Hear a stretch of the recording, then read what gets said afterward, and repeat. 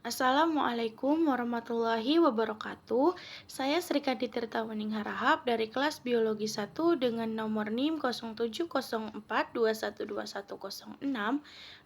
ingin memaparkan materi tentang turunan mesoderm aksial memunculkan notochord. Sebelum kita memasuki pembahasan tentang notochord, tentunya kita harus mengetahui dari mana sih asalnya turunan notochord ini. Nah, notochord ini berasal dari mesoderm aksial, yang mana ini merupakan turunan dari mesoderm. Nah, dari mana sih mesoderm ini? Mesoderm ini merupakan hasil dari proses yang namanya grastulasi. Apa itu proses grastulasi? Grastulasi adalah pengaturan kembali sel-sel blastula sehingga blastula akan mengalami transformasi menjadi embrio berlapis 3 atau grastula. Pada fase ini membentuk 3 lapisan pada dinding rahim, yaitu ektoderm, mesoderm, dan endoderm. Dapat diperhatikan pada gambar bagaimana terjadinya 3 lapisan atau terdapat 3 lapisan pada dinding rahim. Proses grastula sendiri memiliki hasil akhir yaitu ektoderm, mesoderm, dan endoderm. Dapat dilihat hasil akhirnya pada tabel yang tertera, di mana salah satu hasilnya itu yaitu mesoderm yang akan kita bahas, yaitu memunculkan notochord dari mesoderm aksial. Untuk pembahasan lebih lanjut, apa itu mesoderm? Mesoderm adalah salah satu dari 3 lapisan germinal yang muncul pada minggu ketiga perkembangan embrionik. Itu terbentuk melalui proses yang disebut grastulasi seperti pembahasan sebelumnya. Ada 4 komponen penting, yaitu mesoderm lempeng aksial, paraksial, intermediate, dan lateral. Ini merupakan hasil turunan atau turunan dari mesoderm tersebut. Nah, adapun mesoderm aksial itu memunculkan notochord. Mesoderm paraksial membentuk somitomer yang menimbulkan mesenkim kepala dan tersusun menjadi somit di segmen eksopital dan kaudal dan menimbulkan skleretom atau tulang rawan dan tulang, kemudian dermatorm atau jaringan subkutan kulit. Sinyal untuk diferensiasi somit berasal dari struktur sekitarnya, termasuk notochord, tabung saraf, dan epidermis. Adapun mesoderm perantara menghubungkan mesoderm paraksial dengan pelat lateral. Akhirnya berdiferensiasi menjadi struktur urogenital yang terdiri dari ginjal, gonad, saluran terkait, dan korteks adrenal. Mesoderm lempeng lateral menimbulkan jantung, pembuluh darah, dan sel darah dari sistem peredaran darah, serta komponen mesodermal anggota badan. Adapun beberapa turun mesoderm termasuk otot, otot halus, jantung, dan rangka, kemudian otot lidah atau somit oksipital, kemudian otot lengkungan faring atau otot pengulinan, kemudian otot ekspresi wajah, kemudian jaringan ikat, lapisan dermis dan subkutan kulit, ada tulang dan tulang rawan, ada durameter, ada endotel pembuluh darah, kemudian sel darah merah, sel darah putih, mikroglia, kemudian dentin gigi, ginjal, dan korteks adrenal. Setelah kita mengetahui apa itu mesoderm dan turunan dari mesoderm, kemudian kita memasuki apa itu mesoderm aksial. Nah, mesoderm aksial atau korda mesoderm adalah mesoderm dalam embrio yang terletak sepanjang sumbu pusat di bawah tabung saraf. Dari mesoderm aksial ini akan memunculkan notochord. Dimulainya sebagai proses notochordal yang pembentukannya selesai pada hari ke-20. Ini sesuai dengan struktur fundamental dalam pengembangan yang disebut notochorda. Ini berbentuk seperti tali dan terletak di garis tengah bagian punggung embrio. Ini adalah poros referensi yang akan menentukan bahwa kedua sisi tubuh berkembang secara simetris. Dapat dilihat pada gambar di mana notochord itu berkembang dari pangkal leher hingga ekor. Setelah kita mengetahui apa itu mesoderm, kemudian turunannya mesoderm aksial, kita akan membahas mengenai notochord. Karena kan mesoderm aksial itu memunculkan notochord. Nah, apa sih itu notochord? Notochord sendiri ialah pengatur utama pola embrionik pada vertebrata. Dan perkembangan notochordal yang abnormal sering dikaitkan dengan berbagai macam cacat lahir pada manusia maupun pada hewan, khususnya vertebrata. Notochord mulai terbentuk pada usia kehamilan 18 hari melalui pergerakan sel yang terjadi selama periode grastula. Dimulai dengan retakan superficial yang terlipat dan menginvaginasi ke dalam silinder memanjang. Struktur ini sangat mendasar untuk menentukan posisi sistem saraf dan diferensiasi saraf berikutnya. Notochord memiliki fungsi penting untuk menampilkan sinyal induktif yang mengatur perkembangan embrio. Atau dengan kata lain bisa dikatakan notochord adalah struktur yang mendefinisikan chordata. Ini adalah struktur mesodermal seperti batang yang membentang dari panjang anterior menuju posterior embrio, berdekatan dengan tabung saraf ventral. Nah, notochord ini memainkan peran penting dalam pola jaringan embrionik. Misalnya pola dorsal ventral tabung saraf. Sel-sel yang akan membentuk notochord ditentukan pada masa grastulasi. Sel-sel mesodermal aksial yang timbul pada coretan primitif anterior bermigrasi ke anterior sebagai prekursor notochord dan mengisi pelat notochordal. Menariknya, meskipun banyak minat berpusat pada penyelidikan perang fungsional notochord, masih banyak hal-hal yang sangat mendasar mengenai notochord ini. Peristiwa yang mendorong pembentukan notochord pun berlangsung cepat, berlangsung selama kira-kira 1 hari pada tikus. Nah, pembahasan ini akan berfokus pada pembentukan notochord pada hewan yaitu tikus. Nah, untuk lebih mengetahui notochord, kita juga harus tahu apa sih fungsi dari notochord itu. Notochord itu memiliki 3 fungsi, diantaranya itu yaitu 1 sebagai pendukung struktural aksial sementara, yang kedua sebagai pusat pensinyalan yang membentuk jaringan di sekitarnya, kemudian yang ketiga yaitu sebagai pembuat pola tabung saraf, di mana notochord memberi sinyal ke bagian paling ventral dari tabung saraf pelat lantai melalui beberapa molekul pensinyalan seperti ligan protein. Notochord juga mengambil peran penting dalam pola endoderm usus dan jaringan turunan gastroincital dan pernapasannya seperti paru-paru, hati, pankreas, dan usus. Penelitian lebih lanjut juga mengungkapkan bahwa notochord juga berfungsi sebagai struktural yang penting, yaitu berfungsi sebagai kerangka aksial sampai pembentukan tulang belakang. Nah, setelah tulang belakang terbentuk, notochord menjadi mengeras dan menimbulkan pulposis nukleus, wilayah tengah cengkram invertebratalis yang fungsi utamanya adalah peredam kejut. Nah, dengan demikian dapat dikatakan bahwa jika terjadi kecacatan dalam pembentukan notochord, dapat membuat kecacatan yang parah pada embrio tersebut. Notochord juga disebut struktur yang dilestarikan dan kritis yang ada di semua embrio chordata. Deskripsi pertama morfogenesis notochord tikus didasarkan pada percobaan mikroskop cahaya dan elektron.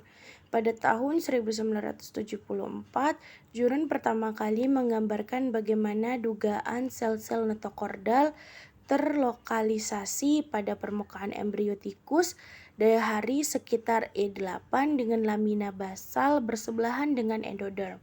Sel-sel notochordal kemudian berinvaginasi dari permukaan ventral embrio pertama di daerah paling anterior. Nah, selanjutnya secara progresif ke arah rostur kaudal, kemudian masih terhubung oleh membran dasar ke endoderm sampai sekitar E9,5 dan sekitar E10,5. Membran dasar endoderm dan notochord terpisah dan notochord melekat pada permukaan ventral tabung saraf. Akhirnya, oleh E12 notochord juga terlepas dari tabung saraf saat sel mesenkimal menembus antara dua struktur dan membungkus notochord. Kemudian peningkatan resolusi yang dibawa oleh pemindaian mikroskop elektron lebih lanjut menggambarkan bagaimana perubahan bentuk sel selama munculnya struktur garis tengah dan pembentukan notochord. Ciliat, columnar node, dan sel plat notochordal dapat dibedakan pada permukaan embrio tikus berbentuk cangkir dari sel endoderm tetangganya yaitu epithelium squamosa karena permukaan ventralnya yang kecil. Mereka pertama kali muncul di sekitar E7 di ujung distal embrio tikus untuk membentuk simpul dan plat notochordal yang selanjutnya memanjang seiring dengan perkembangan embrio. Secara keseluruhan, pembentukan notochord membutuhkan setidaknya 2 langkah. Pada langkah pertama, populasi sel mesodermal yang berbeda muncul dan epitel kolumnar yang terdiri dari plat notochordal yang diposisikan di garis tengah aksial terbentuk. Pada langkah kedua, sel-sel ini tenggelam ke dalam embrio untuk membentuk notochord sehingga mereka meninggalkan epitel permukaan yang juga terdiri dari endoderm. Dengan demikian, sel-sel yang akhirnya membentuk notochord secara sementara berada di permukaan ventral embrio dalam epitel yang berdekatan dengan endoderm usus. Nah, hal ini dapat diperhatikan pada gambar yang mana itu dimulai pada gambar yaitu representasi skematis morfogenesis notochord dalam embrio tikus dari pertengahan grastula atau E7.0 hingga tahap 5 somit atau E8,5. Sel mesodermal aksial atau mesendodermal dalam warna merah seperti pada gambar ditentukan pada garis primitif anterior selama grastulasi dan bermigrasi ke arah bagian anterior embrio untuk mengisi garis tengah dan nodus seperti yang ditunjukkan pada tampilan lateral atau panel atas dan tampilan permukaan ventral atau panel tengah. Garis tengah terdiri dari 3 jenis sel yang berbeda, yaitu plat notochordal yang berwarna merah muda di bagian paling anterior, diikuti oleh sel-sel proses kepala yang berwarna oranye, dan prekursor notochord yang diturunkan dari node yang berwarna merah di bagian posterior. Dua yang pertama muncul di permukaan embrio bersamaan dengan simpul, sedangkan yang terakhir berasal dari simpul melalui gerakan konvergen atau ekstensi. Nah, panel bawah menggambarkan dalam tampilan melintang 2 langkah yang diperlukan untuk morfogenesis sel-sel mesoderm aksial awalnya muncul di permukaan embrio, terdapat pada langkah 1, terlihat pada gambar, dan kemudian terlepas dan membulat untuk keluar dari lapisan endodermal dan membentuk notochord. Terlihat pada gambar 2, usia embrio tikus diklasifikasikan sebagai hari embrionik E, post coitus, sedangkan stadium embrionik diklasifikasikan berdasarkan landmark morfologis. Nah, studi tambahan pada node dan prekursor plat notochord menetapkan bahwa sel-sel ini berasal dari populasi sel yang muncul di bagian paling anterior dari coretan primitif. Nah, ternyata mereka secara morfologis berbeda dari sisa mesoderm dan telah disebut sebagai mesoderm aksial, korda mesoderm, atau mesendoderm. Nah, sel mesoderm aksial menghasilkan 3 populasi sel yang berbeda di sepanjang sumbu anterior-posterior, yaitu lempeng prekordal, prekursor kepala anterior, dan prekursor notochordal yang diturunkan dari simpul. Nah, bersama-sama mereka membentuk plat notokordal di permukaan embriotikus yang bersebelahan dengan endoderm usus. Plat prekordal memunculkan populasi di sel di otak depan dan otak belakang rostal, sementara sel-sel dari proses kepala anterior berpartisipasi dalam pembentukan bagian paling anterior dari notokord. Nah, untuk lebih mudah memahami bagaimana pembentukan notokord itu, tentunya kita harus mengetahui makna dari struktur penyusun yang terletak di garis tengah aksial embriotikus. Yang pertama itu plat lantai, yaitu daerah tabung saraf berkembang di garis tengah ventral, terdiri dari sel-sel yang terlibat dalam pola bagian ventral tabung saraf. Kemudian proses kepala, yang mana ujung anterior notokord yang menonjol ke dalam kepala embrio mamalia dan unggas dan berasal dari sel-sel pengatur midgastrula. Kemudian garis tengah, yaitu mengacu pada jaringan dengan posisi aksial di dalam embrio. Simpul plat notokordal serta tabung saraf adalah struktur garis tengah. Kemudian ada simpul atau node, struktur cekung berbentuk tetesan air mata yang berbeda secara morfologis, terdiri dari sel-sel epitel yang menyempit secara apikal, hadir pada ekstremitas anterior dari coretan primitif. Kemudian secara fungsional mengandung silia motil yang berotasi searah terlibat dalam pembentukan pemutusan simetri kiri dan kanan. Kemudian notokord sendiri yaitu struktur mesodermal seperti batang sementara yang terletak di bawah tabung saraf dan berjalan di sepanjang anterior posterior embrio vertebrata. Kemudian ada lempeng notokordal, yaitu sel prekursor notokord sebelum pembentukan struktur seperti batang. Kemudian ada piring prekordal, yaitu mesoderm paling anterior pada embrio vertebrata. Setelah itu ada notokord posterior, yaitu lekukan di ujung posterior notokord. Kemudian terdapat keanehan, yaitu meskipun peran notokord dalam pola jaringan telah dipelajari secara ekstensif, peristiwa yang mendasari pembentukannya tidak dipahami dengan baik. Sel-sel mesodermal aksial mudah diidentifikasikan secara morfologis di ujung anterior garis primitif dan beberapa jam kemudian mereka ditemukan di permukaan embrio yang tertanam di dalam epitel endoderm usus. Saat ini, sinyal dan perubahan nasib sel yang diperlukan untuk mesoderm aksial dan sel nodus muncul di permukaan dan membentuk alur yang bersebelahan dengan sel endodermal, sebagian besar tidak diketahui.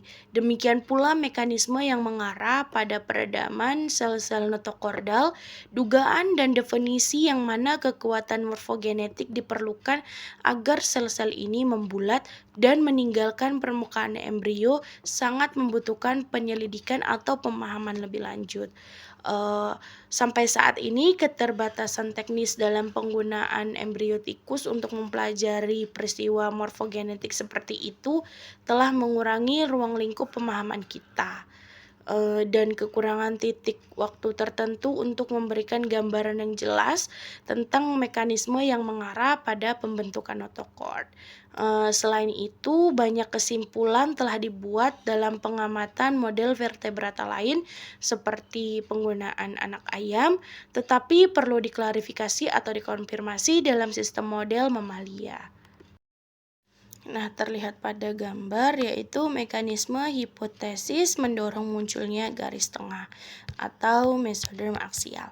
Nah, pada gambar terlihat selama masa grasturasi, sel muncul dari lapisan epiblast dan melewati IMT untuk membentuk lapisan mesodermal.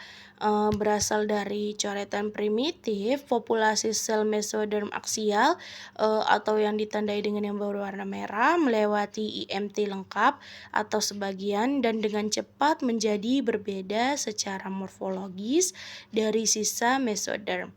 atau yang berwarna merah muda.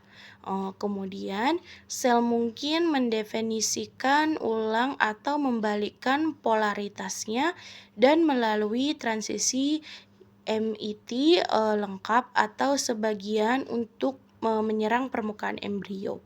Karena permukaan apikal mereka relatif kecil dibandingkan dengan sel endodermal yang berdekatan, kemungkinan penyempitan apikal berperan dalam kemunculannya. Nah, kontraksi kabel aktin oleh motor non-otot miosin 2 umumnya merupakan mekanisme utama untuk menghasilkan kekuatan yang diperlukan untuk kontradiksi apikal atau pusat. Nah, ditampilkan di sisi kanan adalah pandangan ventral keseluruhan dari embrio tikus di E70 sampai 7,7.25 menampilkan pewarnaan F-aktin atau berwarna merah dan monokrom dari sel mesoderm aksial yang muncul di permukaan embrio bersama dengan penanda endoderm hijau dan penanda nuklir biru. A atau B yang dimaksudkan yaitu apikal atau basal. Terlihat pada gambar yang mana dari A sampai E yang merupakan HF stick dan F sampai I yang merupakan esom stick. Nah, pada distribusi sel FOXA2 dan VE selama perendaman notochord terlihat pada HF stick FOXA2 yang ditandai dengan warna merah diekspresikan di garis tengah, nodus, dan endoderm usus dari tahap lipatan kepala. Kemudian embrio yang melabeli sel VE dengan GFP. Nah, kemudian dapat diperhatikan kepadatan sel yang meningkat dan level ekspresi FOXA2 yang lebih tinggi di garis tengah dan nodus. Kemudian untuk tahap esom stage dari F sampai dengan I pada tahap awal somit, FOXA2 yang masih ditandai dengan warna merah masih diekspresikan di garis tengah, nodus, dan endoderm usus. Kemudian sel VE diberi label dengan GFP.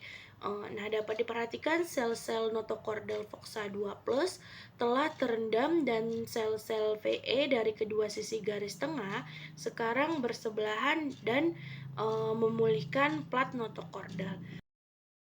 Untuk memahami dengan lebih mudahnya bagaimana notochord terbentuk, bagian melintang dari embrio tikus telah digunakan untuk membangun urutan peristiwa. Dapat diperhatikan pada gambar dari posisi awal sel di permukaan embrio hingga konglomerasi terakhirnya sebagai struktur internal berbentuk batang.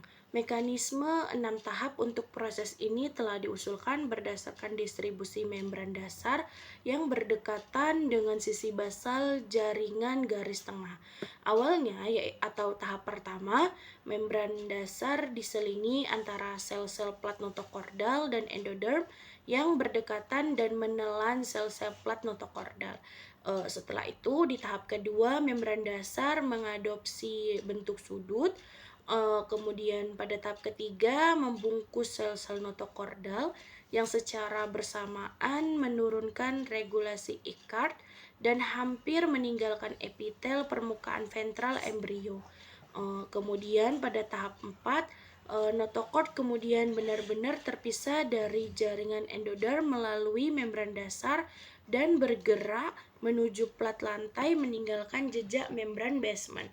Kemudian pada tahap akhir tahap 5 menuju proses tahap 6, notochord telah menjadi terinternalisasi dan terlokalisasi pada proses yang berdekatan dengan plat dasar tabung saraf, sementara jejak membran dasar telah menghilang baik oleh degradasi atau remodeling.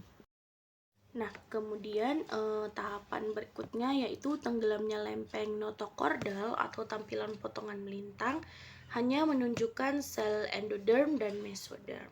Nah, untuk ini dapat diperhatikan mekanisme hipotesis yang mendorong perendaman notochord pada gambar.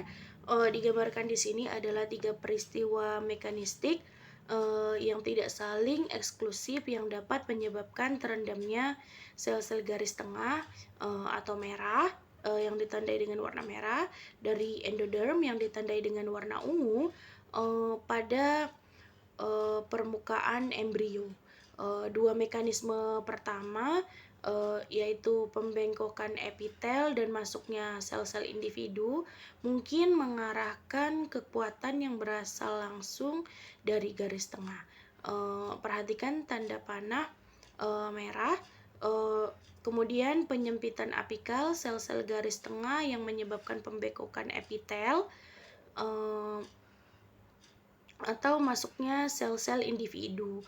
Pada gambar yang ketiga, yaitu penutupan tali dompet, yaitu sel endodermal yang berdekatan dapat mengarahkan kekuatan atau dilihat pada warna panah ungu di gambar ketiga untuk mempromosikan internalisasi sel garis tengah melalui mekanisme tali dompet seperti yang terlihat pada penutupan dorsal drosopila atau peristiwa penyembuhan luka. Adapun maksud dari tanda panah D dan V yaitu bagian D itu merupakan bagian punggung dan bagian V merupakan bagian perut.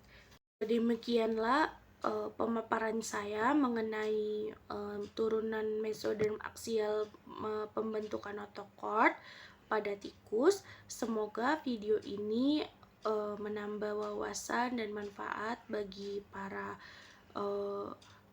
yang menyaksikan videonya. Apabila ada salah kata, saya mohon maaf. Saya akhiri. Wassalamualaikum warahmatullahi wabarakatuh. Terima kasih.